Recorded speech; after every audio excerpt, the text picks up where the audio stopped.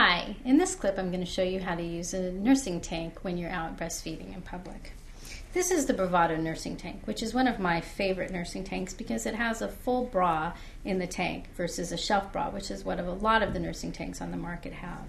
Just wanted to show you the bra. Bravado is famous for their nursing bras. They're sort of the first on the market with a very comfortable original nursing bra.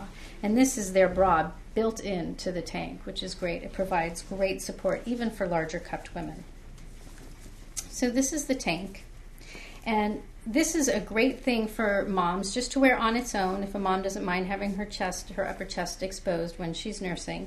It's also great to turn any top you're wearing into a nursing tank. If you're wearing a button down or a sweater, it's easy to just come in under your tank, lift up your sweater, or unbutton your shirt and move it aside. It's perfect. The way it works is you just unclip here, drop it down, and your breast would be exposed right there. And then once your baby is latched on, your belly's covered, but your chest is shown a little bit.